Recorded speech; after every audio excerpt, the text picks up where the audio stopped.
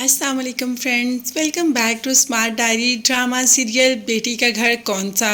फिज़ा के घर वालों ने उसे मजबूर कर दिया। घर वालों ने क्या, बाप की हालत देखकर फिज़ा ने खुद ही फैसला कर लिया कि उसे घर खुद ही चले जाना चाहिए।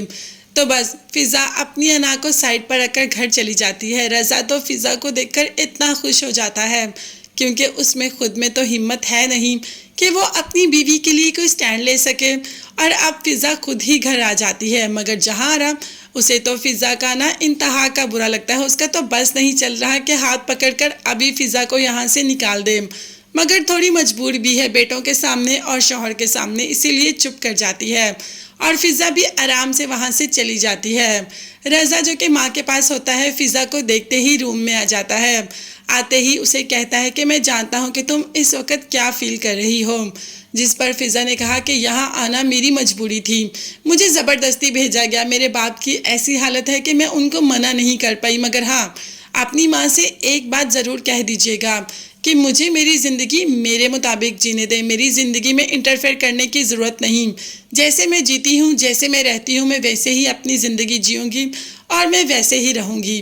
अब रज़ा ने ये सारी बातें सुन तो ली, क्या रज़ा जाकर माँ से भी ये बातें करेगा? और माँ की भी तो अपनी डिमांड्स होंगी ना। वो भी तो यहाँ पर फिज़ा को देखकर बिल्कुल भी खुश नहीं हुई।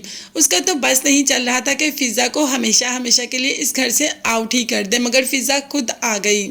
अब जहाँ आरा ने रज़ा से कह दिया कि अपनी बीवी से कहो तालाब में रहकर मगरमच्छ से बैर मत पाले, मैं उसका जीना मुश्किल कर दूंगी। उससे कहो कि मेरे घर के जो असूल हैं उन्हें तोड़ने की ज़रूरत नहीं, जैसे सब चल रहा है वैसे ही सब चलना चाहिए, उसमें कुछ भी हेर फेर इधर उधर नहीं होना चाहिए। मुझे ये बिल्कुल भी पसंद नहीं।